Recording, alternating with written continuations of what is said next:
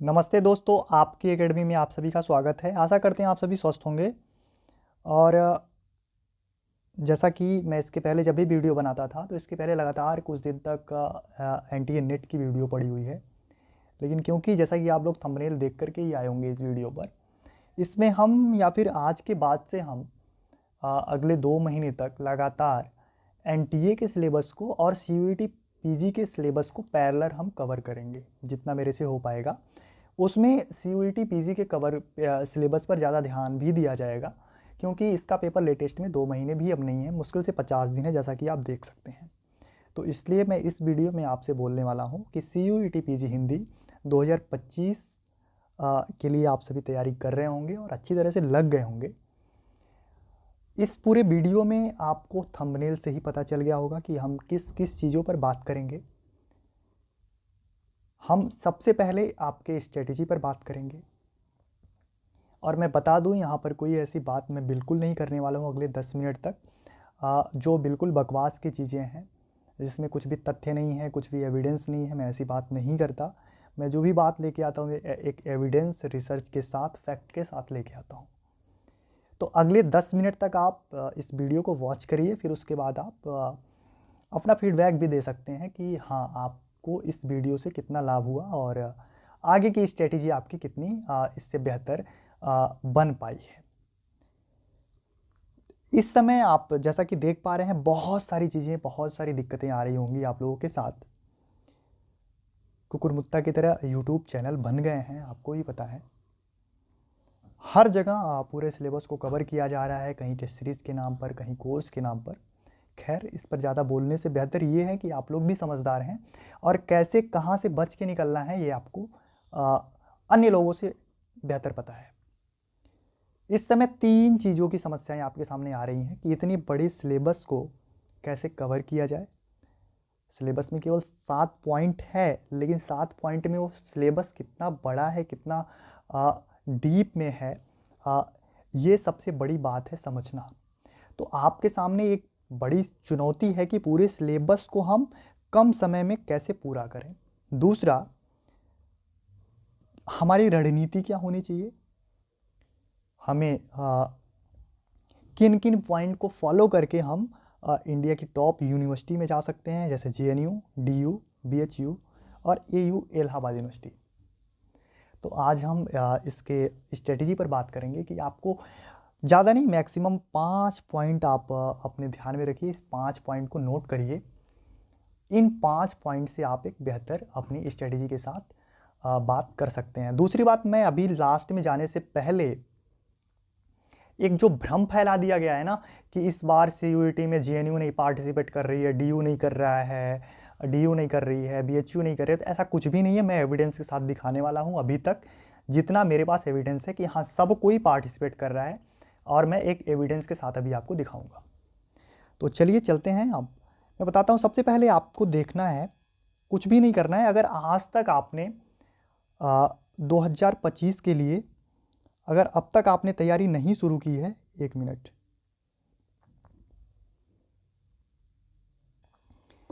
अगर अभी तक आपने, अगर आपकी तैयारी बिल्कुल भी नहीं है, तो आप सबसे पहले आप एक काम करिए। ऐसा नहीं है कि अब से अगर तैयारी शुरू किया जाए तो आपका एडमिशन एक अच्छी यूनिवर्सिटी में नहीं हो सकता, बिल्कुल हो सकता है। और जो अब तक करते आया है वो भी अगर अपनी स्ट्रेटेजी बहुत अच्छी करना चाहता है, तो आप समझो, सबसे पहले आपको पूरा सिलेबस देखना है। आप सोच रहे होंगे कि सिलेबस तो मैंने देख लिया है, कई बार देख लिया है। और सिलेबस केवल 7 पार्ट में नहीं है, इसे कई पार्ट में हमें तोड़ के पढ़ना है। सबसे पहली स्ट्रेटेजी आपको ये होनी चाहिए। मैं वो 5 पॉइंट अभी 1 मिनट के बाद बताऊंगा। मैं आपको ये बता रहा हूँ, सबसे पहली जो यूनिट है, हिंदी साहित्य का इतिहास और काल विभाजन, इसे आप बिल्कुल अलग कर दीजिए। यूनिट दूसरा है हिंदी साहित्य का इतिहास, आदिकाल से लेके आधुनिक काल तक, उसके प्रमुख रचनाकार, रचनाएं और प्रवृत्तियाँ। तीसरा यूनिट है हिंदी साहित्य की विविध विधाएं, रचनाकार और अन्य चीज़ें जो भी हैं, इसे हमें देखना है। उसमें उपन्यास, कहानी, नाटक, निबंध, आलोचना एवं अन्य गद्य विधा आ जाती हैं। हमें इन दोनों यूनिट को एक साथ पढ़ना है, और मैं गारंटी के साथ बता सकता हूँ इन दोनों यूनिट से मिला करके आपको 35 to 40 क्वेश्चन देखने को मिल जाएंगे केवल 70-75 में। यानी ये 2 यूनिट पूरे 50% कवर करती है आपके पूरे सिलेबस का एग्ज़ाम में। ऐसे तो केवल 2 ही यूनिट है साथ में। तो हमें इन दोनों यूनिट को कैसे पढ़ना है, बहुत बहुत डीप में है ये से पूरा यूनिट। दोनों पूरे हिंदी साहित्य के इतिहास को आप पढ़ने बैठ जाओ तो नहीं कवर कर पाओगे, लेकिन कैसे पढ़ना है मैं बताऊं कि मैं कल से परसों से मैं लगातार CUET PG के लिए इसी चैनल पर कोर्स लेके आऊँगा। इसके लिए मेरे टेस्ट सीरीज़ भी है, अभी मैं बाद में बताऊँगा, क्योंकि लास्ट में वही लोग बचेंगे जो सीरियस होंगे, तो वो सारी चीज़ें सीरियस लोगों को ही मिलना चाहिए। जो चौथी यूनिट है, लोग इससे परेशान होते हैं, प्रयोजन मूलक हिंदी के विविध रूप, इसे आपको बिल्कुल छोड़ देना है अभी के लिए। जनसंचार माध्यमों में हिंदी, इसे भी अभी आपको छोड़ देना है, बिल्कुल नहीं टच करना है। छठी यूनिट है, इसे आपको पढ़ना है अभी से लग के। 7वीं यूनिट भी आपको छोड़ देना है। यानी अब मैं आपको बता रहा हूँ इस ब्लैंक पेज पर,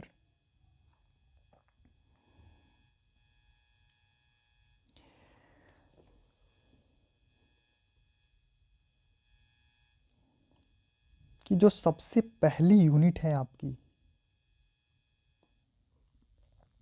सबसे पहली यूनिट जो है आपकी वो है काल विभाजन नामकरण को लेकर के। काल विभाजन को लेकर के है, उसे आप मेरे ऊपर छोड़ दीजिए, यूट्यूब पर मैं कवर करा दूंगा 2 से 3 दिन में, मैक्सिमम 3 वीडियो में, यानी 3 दिन में मैं कवर कराऊंगा। दूसरी तीसरी यूनिट है, आप यहाँ देख सकते हैं दूसरी और तीसरी यूनिट क्या है, हिंदी साहित्य का इतिहास और हिंदी साहित्य के विविध रूप, रचनाकार वगैरह जो भी लगे हुए हैं। इन दोनों यूनिट को हमें एक साथ पढ़ना है। जैसे हम हिंदी साहित्य का इतिहास पढ़ लिए, आदिकाल पढ़ लिए, तो आदिकाल से संबंधित जितने भी PYQ हैं सब लगा लेना है, जितने भी प्रश्न हैं वो सब कुछ कर लेना है वहीं पर, उसके सारे कॉन्सेप्ट क्लियर कर लेने हैं। हमें जब रीतिकाल पढ़ना है तो वहाँ सारे कॉन्सेप्ट क्लियर कर लेने हैं, भक्तिकाल में भी कर लेने हैं। और भक्तिकाल, रीतिकाल, आदिकाल पढ़ते समय हमें जो ये इसके प्रमुख रचनाकार, रचनाएं और प्रवृत्तियां हैं, इसे भी ध्यान से देखते चले जाना है, ठीक है। उसके बाद से जब हम आधुनिक काल पर आते हैं तो आधुनिक काल का हिंदी साहित्य का इतिहास तो पढ़ना ही है हमें, और उसके साथ साथ हमें जो तीसरी यूनिट है ना, तीसरी यूनिट में उपन्यास, कहानी, निबंध, नाटक, आलोचना, अन्य गतिविधियां, उसके महत्वपूर्ण जितने भी रचनाकार हैं उनकी सभी रचनाओं को एक जगह संकलित करना है। उन रचनाओं की क्या उपलब्धियां रही हैं, ये सब कुछ हमें नोट करते हुए चलना है और अच्छे से देखते हुए चलना है। और वो सबसे बड़ी बात यह है, आपके ध्यान में ये आ रहा होगा कि वो महत्वपूर्ण चीज़ें, वो महत्वपूर्ण लोग हैं कौन जिन्हें हमें पढ़ना है। तो वो महत्वपूर्ण लोगों के बारे में मैं बताऊंगा और कंटेंट लेके आऊँगा। जितना कंटेंट मैं पढ़ाऊंगा वो कंटेंट पढ़ने के बाद आप खुद से जाकर के अगर उन लोगों के बारे में और रिसर्च करोगे और पढ़ोगे बुक से, किसी ऑथेंटिक बुक से, तो निश्चित तौर पर आपकी तैयारी बहुत अच्छी हो पाएगी। 3 यूनिट हो गई। चौथी यूनिट जो है, हम कह रहे हैं चौथी यूनिट आप मान लीजिए काव्यशास्त्र को, जो छठी लगी हुई है काव्यशास्त्र,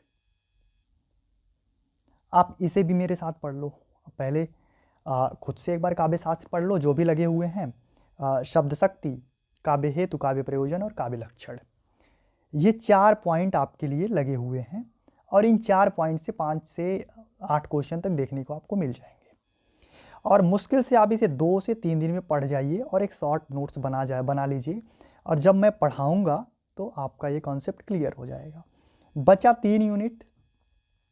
इन 3 यूनिट को लास्ट में प्रयोजन मूलक से संबंधित जितने भी मोस्ट इंपॉर्टेंट क्वेश्चन हैं मैं क्वेश्चन कराऊंगा कॉन्सेप्ट के साथ।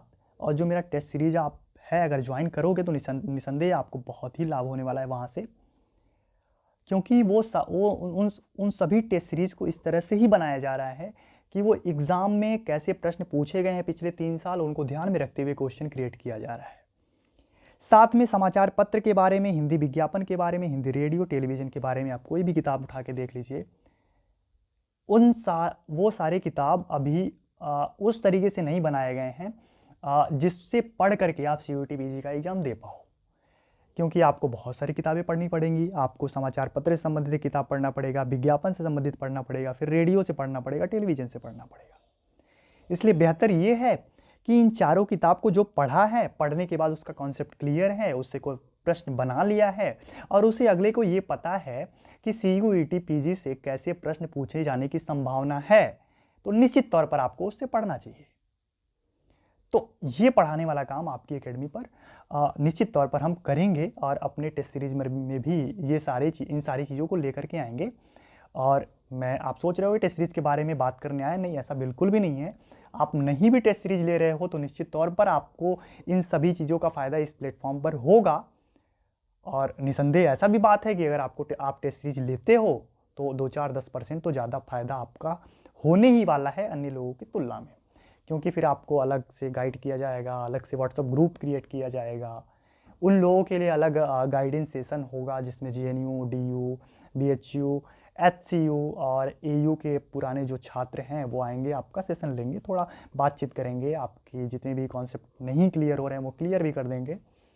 तो ये सारी चीज़ें आपको उन लोगों से अलग मिलने वाला है जो टेस्ट सीरीज नहीं ले रहे हैं। ये सारी चीज़ें हो गई। तो और बात रही व्याकरण की, तो व्याकरण मैं सबसे लास्ट में कराऊंगा क्योंकि बहुत ज़्यादा इसमें नहीं है। संधि, समास, काल, वाक्य और भी विन्यास, ये ऐसी चीज़ें हैं कि बहुत जल्दी भूल भी जाती हैं। तो लास्ट में जब आप प्रिपेयर करके जाओगे तो बस तुरंत वो एग्ज़ाम में उसका इम्प्लीमेंट कर देना है, तो आप कर पाओगे निश्चित तौर पे। यहाँ से मैं बोला 5 से 8 क्वेश्चन देखने को मिलते हैं। पहली वाली यूनिट से 5 से 6 क्वेश्चन देखने को मिलते हैं। तो 10-12 इधर से हो गए, अब 35-36 इधर, 45 हो गए, 45-40। वही 25-30 क्वेश्चन जो होते हैं वो यहाँ से देखने को मिलते हैं, वो तीनों यूनिट मिला के। तो बहुत ज़्यादा आपको ध्यान देने की इधर ज़रूरत नहीं है। अभी आपको पहली यूनिट, दूसरी, तीसरी और छठी यूनिट अगले मैक्सिमम 15 जनवरी तक पूरी तरह से फरवरी तक मेरे साथ लग के कंप्लीट कर लेना है। ये रही यहाँ तक की स्ट्रेटजी। और सबसे बड़ी बात, जो जिस चीज़ को आप देख के आए हैं कि वो 5 चीज़ें क्या हैं जिसे आप जिन 5 पॉइंट को आपको ध्यान में हमेशा लेके चलना है, वो उन 5 पॉइंट में सबसे पहला जो पॉइंट है वो है PYQ। पिछले 3 से 4 साल के जितने भी PYQ हैं आप उन्हें बार बार देखिए। आपके सामने 2022 का PYQ होगा, 2023 का PYQ होगा और 2024 का PYQ होगा। 2023 में 2 बार पेपर हुआ था, 2 शिफ्ट में, तो यहाँ पर आपको 2 पेपर मिल जाएगा। तो ये मिला के 4 पेपर आपको मिल जाते हैं। इन 4 पेपर में आपको मुझे लगता है 7 चौक 28, लगभग 300 प्रश्न आपको देखने को मिल जाएंगे। मोटी मोटा 300 प्रश्न, हाँ 300 पूरे प्रश्न आपको देखने को मिल जाएंगे। इन 300 प्रश्न से आप ये समझ पाओगे कि NTA CUET PG वाले बच्चों से क्या अपेक्षा रखता है, कैसे प्रश्न पूछता है और कैसी अपेक्षाएं रखता है अपने प्रश्न के माध्यम से कि बच्चे को कहाँ तक उसको जानकारी होना चाहिए और क्या जानकारी होना चाहिए। उसमें आपको ये भी पता चलेगा कि कौन से रचनाकार महत्वपूर्ण हैं जो बार बार रिपीट हो रहे हैं। इसलिए PYQ का रोल बहुत ज़्यादा होता है। तो पहला पॉइंट हो गया PYQ। उसके बाद दूसरा पॉइंट मैं बता रहा हूँ। दूसरा पॉइंट में आप, 1 मिनट में पेज ऐड करता हूँ।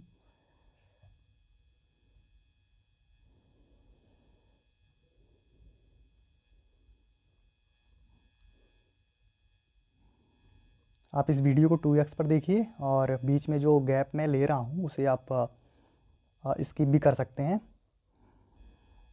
तो दूसरा पॉइंट आप देखिए, सबसे पहली बात कि सब तो पढ़ना नहीं है, क्या पढ़ना है क्या छोड़ना है ये आपको पता होना चाहिए। क्या पढ़ना है क्या छोड़ना है।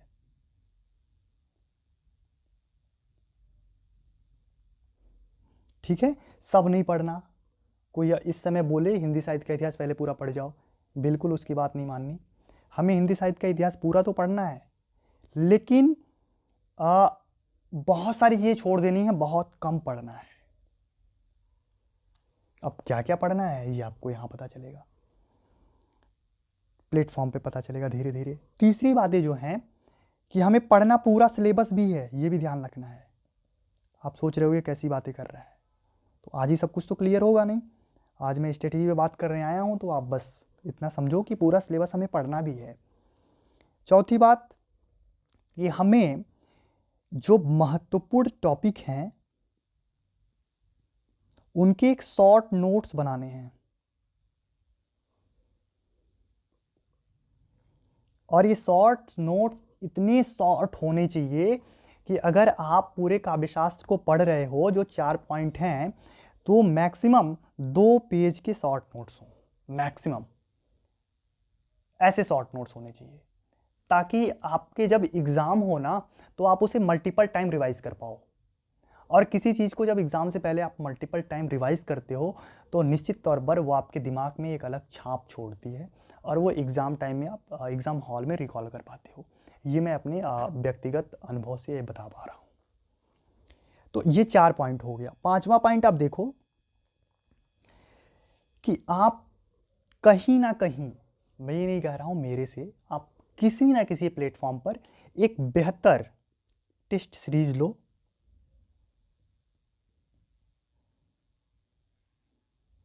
ठीक है। और वो टेस्ट सीरीज सबसे पहले आपको उसकी क्वालिटी चेक करनी होगी दोस्त, क्योंकि बहुत सारे टेस्ट सीरीज चल रहे हैं। टेस्ट सीरीज कोई बहुत बड़ी बात नहीं है, हर एक आदमी टेस्ट बना सकता है, और क्वेश्चन कहीं से उठा के कॉपी पेस्ट हो सकता है। लेकिन आपको ये आपकी नैतिक जिम्मेदारी है कि आपको ये सेलेक्ट करना है कि आपके लिए बेहतर टेस्ट सीरीज कौन हो सकता है। किस प्लेटफॉर्म का टेस्ट आप देने से आपको देने से आपकी तैयारी में एक अलग रणनीति बन सकती है, आपके स्वयं का मूल्यांकन बेहतर तरीके से हो सकता है। ये आपको खुद तय करना होगा, ठीक है, पहली बात। दूसरी बात, उस टेस्ट सीरीज में क्या टेस्ट सीरीज का एनालिसिस हो रहा है? टेस्ट सीरीज में आप जो आंसर दे रहे हो उसके बारे में कॉन्सेप्ट क्लियर हो पा रहा है वही टेस्ट सीरीज पे कि नहीं तो बहुत सारा ऐसा है ना कि टेस्ट सीरीज दे रहे हो आप, देने के बाद क्या होता है कि आप टेस्ट तो दे दिए, लेकिन आपके आंसर गलत हो रहे हैं, सही हो रहे हैं, तो आप ऐसे आगे बढ़ते जा रहे हो। उसका सही एनालिसिस भी नीचे होना चाहिए। बहुत सारे ऐसे हैं जो करवाते भी हैं, और मैं ये भी बता रहा हूँ, मेरा भी जो है वो वेब एप्लीकेशन पर होगा, और बहुत सस्ते में मेरा है, आप उसे परस्यू कर सकते हो, ले सकते हो। अभी 12 तारीख तक छूट है, मैं उसके बारे में बताऊँगा। तो ये 5 पॉइंट हो गए। सिलेबस, जैसा कि आपको पता है सिलेबस यही है, आप देख पा रहे हो सिलेबस ये। अब मैं अगर 1 मिनट के लिए अगर इसके वेबसाइट पर भी लेके चलूँ NTA CUET PG के, तो मैं आपको दिखा देता हूँ, जो भी आपके अंदर संशय है मैं उसे मिटा देता हूँ।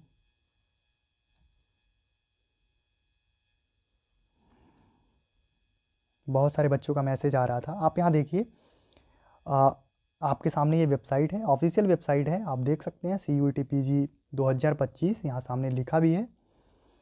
इसके नीचे आप आएंगे ह्यूमैनिटीज़ में, उसके नीचे आएंगे आप लैंग्वेज में। लैंग्वेज में जाने के बाद आप यहाँ सिलेबस अपना डाउनलोड कर सकते हैं।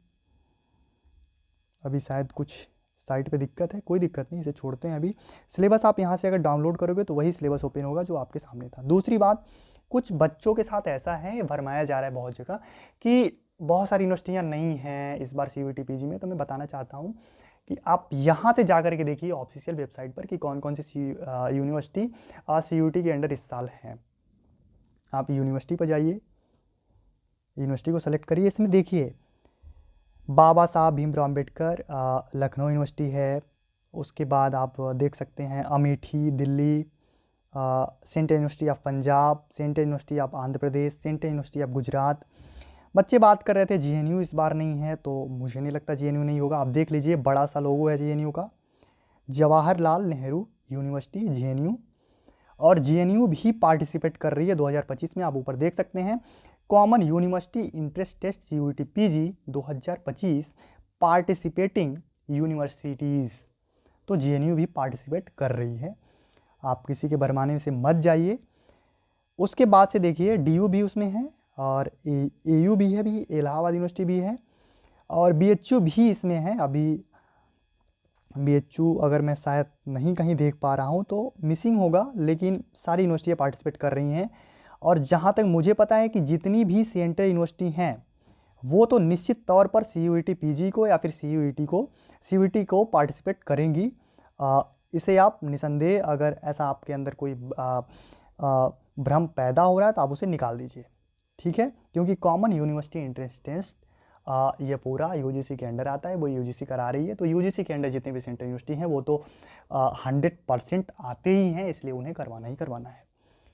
और अगर उन्हें नहीं आना होता तो वो पहले अपना गाइडलाइन निकाल देते, अपना नोटिफिकेशन निकाल देते। तो ऐसा ना GNU निकाला है, ना DU निकाला है, ना BHU निकाला है। तो आप इसको ध्यान में मत रखिए, आप ये मान के चलिए कि सारी यूनिवर्सिटियाँ पार्टिसिपेट कर रही हैं और आप फॉर्म जल्द से जल्द फिल कर दीजिए, क्योंकि बाद में दिक्कत भी आ सकती है। कुछ दिक्कतें और थी, कुछ बच्चे ऐसा भी कह रहे थे कि उनको फॉर्म में से संबंधित कुछ पैसे की दिक्कत आ रही थी। तो मैं उन्हें समझा दूं, पहली बात उन लोगों को बताना चाहता हूं जो कह रहे थे कि 600 रुपये लिखा था और लिया जा रहा है मेरे से 1200 रुपये। तो ऐसा बिल्कुल नहीं है, फॉर्म में क्लियर है, आपको डाउनलोड हो रहा है। एक बार मैं दिखाता हूं इसको, ये डाउनलोड हो गया, आप देख सकते हैं। ये सबको पता होगा कि डेट क्या है, 2 तारीख से स्टार्ट हो गया है। और ये मैक्सिमम आप देख सकते हैं, आपके सामने है। लास्ट डेट्स आप सक्सेसफुल ट्रांजेक्शन एग्जामिनेशन फ़ी 2 फरवरी तक आपके पास टाइम है। 1 फरवरी तक आप फॉर्म भर सकते हैं। पैसे की बात थी तो यहाँ देखिए क्लियर लिखा हुआ है, जनरल के हैं आप तो आपसे 1400 रुपया लगेगा, या फिर अगर आप एक सब्जेक्ट के लिए भरते हैं तब भी आपको 1400 रुपये देने हैं। 2 सब्जेक्ट में भरते हैं तब भी आपको 1400 रुपये ही देने होंगे। 2 सब्जेक्ट के बाद अगर आप 3 सब्जेक्ट भरते हैं तो आपके लिए 1400 प्लस 700 ऐड करके आपके लिए 2100 रुपये पेमेंट करना होगा। कुछ बच्चों के मन में ऐसा लग रहा है कि अगर वो एक सब्जेक्ट भरेंगे तो 700 रुपये ही लगेगा। ऐसा बिल्कुल भी नहीं है, आपको एक भरिए या 2 भरिए, आपसे 1400 रुपये लगेगा। ऐसा हो भी रहा है लोगों के साथ। वहीं आप अगर OBC में हैं, नॉन क्रीमी लेयर में हैं, EWS में हैं, जनरल EWS, तो वहाँ पे आपको 1200 रुपये देने होंगे। एक सब्जेक्ट भरिए या 2 सब्जेक्ट भरिए, जो ही तीसरा सब्जेक्ट ऐड करते हैं आपसे 600 रुपया और ले लिया जाएगा। तो सेम ऐसा सबका है, आप यहाँ देख सकते हैं। तो निश्चित तौर पर मुझे ऐसा लग रहा है कि सबका कॉन्सेप्ट क्लियर हो गया होगा, जो भी समस्याएं थी वो दूर हो गई होंगी। तो कल से हम क्लास पर कंटिन्यू करेंगे, डेली क्लास हमारी आएगी। डेली बेस पर 1-2 दिन गैप भी हो सकता है बीच में। सबसे पहले हम लगातार 3 से 4 वीडियो में जो पहली यूनिट है हम उसे कवर करेंगे, 110% कवर करेंगे। और ऐसा उसे कवर करेंगे पहली यूनिट कि उससे एक भी क्वेश्चन आपका इधर उधर नहीं होगा। 100% क्वेश्चन मैं जो पढ़ाऊँगा, मैं जो स्लाइड लेके आऊँगा उस स्लाइड के अंदर से आएगा। बशर्ते 2 बात आपको करनी है, उस स्लाइड्स को देख करके बार बार आपको ये नहीं कहना है कि सर मुझे ये PDF चाहिए, PDF चाहिए। PDF मैं बिल्कुल नहीं प्रोवाइड करने वाला हूँ किसी को। मैं PDF जो टेस्ट सीरीज लेगा उसे प्रोवाइड कर सकता हूँ, बाकी मैं किसी को टेस्ट प्रोवाइड नहीं करूँगा। ये मैं निश्चित तौर पर पहले ही बता दे रहा हूँ। दूसरी बात, मैं उन्हें भी प्रोवाइड बाद में करूँगा। मैं इस चीज़ पे फोकस करूँगा कि आप लोग खुद से अपना एक नोट्स बनाएं। खुद से नोट्स, अपने हैंड रिटन नोट्स बनाओगे तो आपको ज़्यादा समझ आएगा। कुछ जो गलतियाँ होंगी उसके बारे में आप मुझे बता सकते हो कि आपसे सर ये गलती हुई, ऐसे वैसे, आप जो भी है आप मुझे कमेंट कर सकते हो। मैं अपनी टेस्ट सीरीज के बारे में थोड़ा सा लास्ट में बताना चाहता हूँ। जो सुनना चाहे वो सुन सकता है, जो स्किप करना चाहे स्किप कर सकता है। बाकियों के लिए इतनी जानकारी थी। टेस्ट सीरीज के बारे में जो जानना चाहते हैं वो आगे 2 मिनट और रुक सकता है। CUET PG हिंदी 2025 के लिए मैं टेस्ट सीरीज लॉन्च किया हूँ, आपकी academy platform test series launch की हुई है। ये जो टेस्ट सीरीज है, ये टेस्ट सीरीज आपके 2025 के लिए है। और इसमें आप अगर GNU के लिए तैयारी कर रहे हैं, DU के लिए कर रहे हैं, या फिर BHU में जाना चाहते हैं, इलाहाबाद यूनिवर्सिटी में जाना चाहते हैं, हैदराबाद सेंट्रल यूनिवर्सिटी में जाना चाहते हैं, तो आप इस टेस्ट सीरीज़ को ले सकते हैं। इस टेस्ट सीरीज़ के अंतर्गत आप देखिए 40+ टेस्ट अवेलेबल हैं। जो कुछ टेस्ट अभी बन गए हैं, कुछ टेस्ट मैं बनाता हूँ, अभी उस पर काम चल रहे हैं, तो वो आपको समय से मिल जाएंगे, ऐसा नहीं है। तो इसमें मैक्स आपको एग्ज़ाम से पहले 40+ टेस्ट देखने को मिलेंगे। वो 50 भी जा सकता है, 41 ही रह सकता है, लेकिन 40 से कम नहीं होगा, 39 नहीं होगा, मैं गारंटी के साथ कह सकता हूँ। इस 40 के अंडर क्या होगा कि आपके जो 8 फुल टेस्ट होंगे, जिसमें 75 क्वेश्चन ईच टेस्ट होगा। प्रत्येक टेस्ट में आपके 75 क्वेश्चन होंगे और वो बाकायदा वेब एप्लीकेशन पर चलेगा। आप वहाँ पर टाइम से आपके सामने वो ओपन होगा। मैं दिखा दूंगा, किसी दिन डेमो करा दूंगा उस पर। एक दिन 2 दिन मैं खोल भी दूंगा डेमो, अगर आप देखना चाहोगे तो समय के हिसाब से चलेगा वो। आप समय से आप अपने टाइम से देख सकते हो और देख के दे सकते हो। लास्ट में आपको फीडबैक भी मिलेगा, कौन से आंसर आपके गलत हो रहे हैं, वो क्यों गलत हो रहे हैं, उस आंसर के सारे फीडबैक भी आपको वहीं मिल जाएंगे और सारे क्वेश्चन के विथ एनालिसिस आपको आंसर भी मिलेगा। उसके बाद जो सबसे बड़ी बात है, आपको यूनिट वाइज टेस्ट भी मिलेगा, जिसमें 20 प्लस यूनिट वाइज टेस्ट मिल रहा है आपको 7 यूनिट में, यानी प्रत्येक यूनिट पर 4 से 5 टेस्ट आपको देखने को मिलेगा। ये 20 नहीं, ये आप 35 प्लस मान सकते हैं, इतना जाएगा लास्ट तक जाते जाते। कुछ क्वेश्चन रिपीट भी होंगे, मैं पहले ही बता दे रहा हूँ। ऐसे क्वेश्चन रिपीट होंगे जो बार बार पूछे जाने की संभावना है जिनकी अधिक होगी, क्योंकि कुछ ऐसे हैं जो बहुत ही महत्वपूर्ण हैं। उन्हें बार बार आप करोगे, पहली बार कर लिए तो गलत हो गया, दूसरी बार करके आप देखोगे कि गलत हो रहा है कि नहीं हो रहा है, तो आपको थोड़ा सा कॉन्फिडेंस होगा कि हाँ पिछली बार किया था तो गलत हो गया। और टेस्ट देने के बाद जब मैं उसका एनालिसिस कर लिया तो मैं याद कर लिया, अगली बार दिया तो सही हो गया। इसलिए कुछ क्वेश्चन रिपीट होंगे, मोस्टली 5-10% क्वेश्चन जो है वो रिपीट भी हो सकते हैं। तो ये सब कुछ है। और उसके बाद जितने भी PYQ हैं वो सारे PYQ आपके लिए कराए जाएंगे।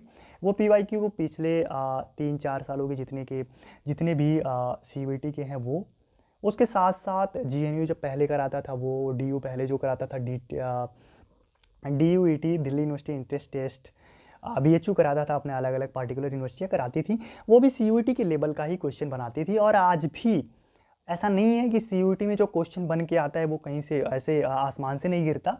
यही DU BHU JNU के प्रोफेसर जो हैं वो क्वेश्चन बनाते हैं और वो पहले भी बनाते रहे हैं। तो वो सब कुछ वही है, क्वेश्चन वही हैं, बशर्ते अब वो NTA कंडक्ट कराता है, UGC के अंडर आ गया है ये CUET। तो इसलिए बहुत ज़्यादा इसमें लोड नहीं लेना। आपके पास मल्टीपल बहुत सारे PYQ हैं, आप ये मत समझिए आपके पास केवल 4 हैं।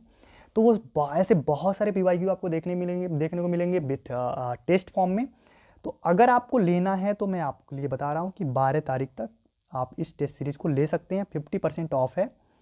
और 50% ऑफ के बाद आपको ये 199 में मिल रहा है। वैसे 12 तारीख के बाद आप इसे 398 में ले पाओगे, बिल्कुल भी कुछ कंसेशन नहीं होने वाला। उसके बाद अगर आपको बहुत ज़्यादा दिक्कत है, कुछ समझ नहीं आ रहा है, तो आप इस नंबर पर कांटेक्ट कर सकते हैं अधिक जानकारी के लिए 7052653137। अभी इस टाइम आप केवल इस नंबर पर व्हाट्सअप करिए। व्हाट्सअप करने के बाद अगर फ्री रहा तो कांटेक्ट आपसे किया जाएगा। कॉल पे भी बात हो सकती है, लेकिन पहले आप व्हाट्सअप करोगे, उसके बाद बात हो सकती है। तो इतना करने के बाद, और अगर आपको डायरेक्टली टेस्ट लेना है तो आप ये आपके सामने ये आप देख रहे हैं स्कैनर है, आप इसे स्कैन करिए। स्कैन करने के बाद आपके सामने पूरे टेस्ट सीरीज से संबंधित जो भी है आप अपना फॉर्म फिल करोगे, नाम, मेल ID, मोबाइल नंबर और पेमेंट का स्लिप, आपको एक्सेस मिल जाएगा टेस्ट में। तो ये सारी रणनीति रही। और ये पूरी रणनीति कैसी है, इस रणनीति पर कैसे हम विजय पाएंगे और इस बार CUET PG में अच्छा सिलेक्शन ले करके हम आपके सहयोग से आएंगे और उसमें आपका ही सिलेक्शन होगा। उसमें आपकी भी जीत है, मेरी भी जीत है, हम दोनों सफल होंगे मिलके। तो इसलिए आप अधिक से अधिक लोगों से मैं यही चाहता हूँ कि इस वीडियो का फीडबैक दीजिए आप। ये वीडियो थोड़ी सी लंबी हो गई, मैं चाहता था इसे मैक्सिमम 15 मिनट में समेटने का, लेकिन नहीं हो पाया। आप इस वीडियो को मैक्सिमम 12 से 13 मिनट में देख सकते हो। ये वीडियो 30 मिनट गई है, आप इसे 2x पे देखो। मैं बार बार कहता हूँ, बीच में बहुत सारी जगह मैं पॉज लिया हूँ, आप उसे स्किप करो और मस्ती में देख के एक अच्छा सा फीडबैक दो कि क्या मुझे ये पूरे कोर्स के लिए वीडियोज़ बनानी चाहिए या नहीं बनानी चाहिए, और बनानी चाहिए तो अपने अंदर क्या इम्प्लीमेंट करके बनाना चाहिए, स्लाइड अच्छी है नहीं है, ये सब कुछ आप फीडबैक देख सकते हो। थैंक यू, और मिलते हैं कल या परसों एक नई वीडियो के साथ। और उस वीडियो में हमारी पहली क्लास होगी काल विभाजन और नामकरण के ऊपर। आप पूरा पढ़ के आइए, और मैं कोशिश करूँगा कि एक वीडियो रिकॉर्डेड हो और दूसरी लाइव हो। लाइव में हम क्वेश्चन करेंगे, जो पढ़ेंगे उसके बाद लाइव में क्वेश्चन करेंगे। तो थैंक यू, फिर मिलते हैं अगली वीडियो में। नमस्ते।